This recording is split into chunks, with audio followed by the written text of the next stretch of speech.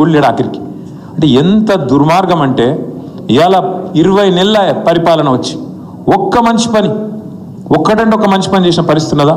6 గ్యారంటీలు 100 రోజుల్లో అమలు చేస్తామన్నారు. ముసలోళ్ళకి పెన్షన్లు అన్నారు, ఆడపిల్లలకు స్కూటీలు అన్నారు, లగ్గం చేసుకుంటే తులం బంగారం అన్నారు, ఒక్కొక్క మహిళకు 2500 అన్నారు.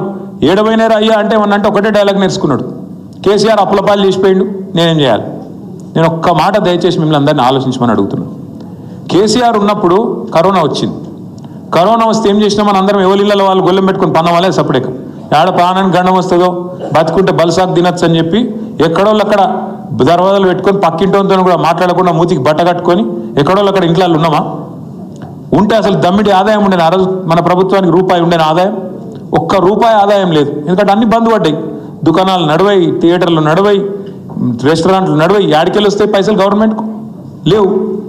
రూపాయి ఆదాయం లేకపోయినా కేసీఆర్ ఉన్నప్పుడు కరోనా వచ్చినప్పుడు రూపాయి ఆదాయం లేకపోయినా పెన్షన్లు ఆగినాయా? కళ్యాణ లక్ష్మి ఆగిందా? రైతు బంధు ఆగిందా? లగాయని చెప్పాలి. ఆగిందా ఆగలేదా? పెన్షన్లు ఆగినాయా? రైతు బంధు ఆగిందా? కళ్యాణ లక్ష్మి ఆగిందా? షాదీ ముబారక్ ఆగిందా? అంటే మీరు అర్థం చేసుకోవాల్సింది ఏంటంటే రూపాయి ఆదాయం లేకపోయినా కరోనా వచ్చి 2 ఏళ్ళు ఆగమాగం చేసినా కేసీఆర్ మాత్రం గరీబులను మంచిగా చూసుకున్నాడు. ఈయనకు శాతగాక ముఖం బాగాలేక అద్దం బల కొట్టుకున్నట్టు ఇవాళ రేవంత్ రెడ్డికి నడపచాతగాక కేసీఆర్ మంచిగా ఇచ్చిన కరెంటు కూడా చక్కగా ఎత్తలేదు. ఇదివరకు కేసీఆర్ ఉన్నప్పుడు కరెంటు కట్లు ఉంటుండేనా? ఇప్పుడు ఈయన వచ్చినాక వస్తున్నాయి మంచి కరెంటు కట్లు కడుపు నిండా. గివ్వే యాద్ చేయాలి. మంచినీళ్ళ కిల్లతు, కరెంటు రాదు, సంక్షేమ పథకాలు రావు. ఏం చేసినవరా నాయన అంటే అన్ని కేసీఆర్ నన్ను చేసిపోయిండు, అది చేసిపోయిండు.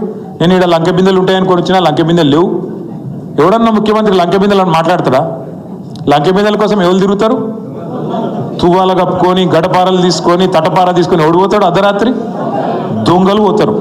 ఈ ముఖ్యమంత్రికి ఒక గసంటోడు వెళ్ళిండు, లంకె బిందెలు ఉంటాయనుకొని వచ్చినా లేవు, ఏం చేయాలి అని మాట్లాడుతుంది. ఇంకా గలీజ్ ఏంటంటే ఇక మా తమ్ముళ్ళు ఇడున్నారు, మా అన్నలు ఉన్నారు, ఇప్పుడు మీరున్నారు భయ్. ఇక మా తమ్ముడు క్యానామే తుమారా కళ్యాణ్ కూసోరా.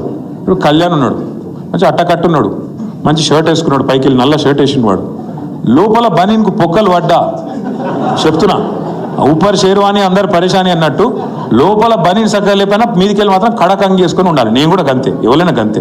ఎందుకు? ఎవడన్నా మార్కెట్లో మనం చూసి 4 పైసలు ఇవ్వాలంటే ఎవడిస్తాడు? లేకపోతే అప్పు పుట్టాలంటే ఏం చేయాలి మరి? పైకి మాత్రం కడక్ ఉండాలి. అట్లా అయితేనే ఎవడన్నా మనం దేకుతాడు, పచారు ఉంటుంది. లేకపోతే నువ్వే తిరిగినావు అనుకో, నేను బికారి గారిని, నేను బిచ్చపోని, నాకు అక్కడ పైసలు లేవు, మొత్తం ఆగమైపోయింది అని నువ్వే అన్నావు అనుకో, ఎవడన్నా ఇస్తాడా? అప్పు ఎవడన్నా పెట్టుబడి పెడతాడా? మరి అలా రాష్ట్రం ఎందుకు ఆదాయం తగ్గిపోతుంది, కొత్తగా పెట్టుబడులు పెట్టేటోళ్ళు వస్తలేరు, ఉన్నోడే వారిపోతుండు అంటే ఒకటే కారణం.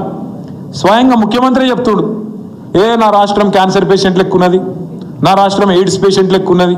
ఇక నువ్వే నీ రాష్ట్రాన్ని తిట్టినాక, నువ్వే నీ కొంపను పొట్టుపొట్టు తిట్టినాక రాష్ట్రానికి పెద్దవు నువ్వు.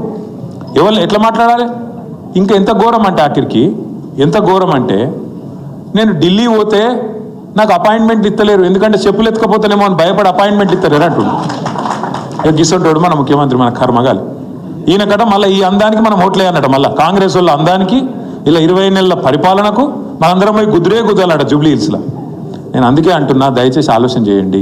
ఇంకొక మాట, ఈ ముఖ్యమంత్రి హామీలు ఇచ్చిండు, ఈ కాంగ్రెస్ పార్టీ హామీలు ఇచ్చింది. రాహుల్ గాంధీ, సోనియా గాంధీ, ప్రియాంక గాంధీ, మల్లికార్జున్ ఖార్గే, సిద్ధరామయ్య, పెద్ద నాయకులు అందరూ వచ్చి ఎస్సీలకు ఇచ్చేస్తాం, ఎస్టీలకు అజ్జేస్తాం, బీసీలకు ఇచ్చేస్తాం, రైతులకు అజ్జేస్తాం, పొలగాన్లకు ఇచ్చేస్తాం అని వాళ్ళే మాటలు ఇచ్చిండ్రు. ఇచ్చినాక ఇవాళ అడుగుతున్నాం, ఏమైందా మరి ఏం సంగతి అంటే ఏమంటుండే తెలుసా ముఖ్యమంత్రి? నా దగ్గర పైసలు కోసుక తింటారా, ఏం చెప్తారు మీరు? ఇక నాకు గింత తెగించినాక ఏం చేయాలి మరి? మనం కర్రు గాల్చి వాత పెడితే మోసం చేసినందుకు మోసగాళ్ళకు మోసంతోనే కొట్టి జయించి మళ్ళొక్కసారి జూబ్లీ హిల్స్లో మీరు ఒక 50,000 ఓట్ల మెజారిటీతో గెలిపిస్తే అప్పుడు దెబ్బకు దయ్యం దిగుతుంది. లేకపోతే సుధరాయించరు ఇల్లు. లేకపోతే ఏమనుకుంటారు ఇల్లు? మేము ఎట్లా నడిపినా ప్రజలు మాకే గుద్దుతుర్రు కాబట్టి ఖచ్చితంగా మాకే మంచిగానే నడుపుతున్నాం ఈ లెక్కన. మరి అప్పుడు రాదు, ఏది రాదు. మీరు గిన్న మనం గిన్న ఆదమరిచినాం అనుకో, ఈసారి జూబ్లీ హిల్స్లో మనం డీల వాడి లైట్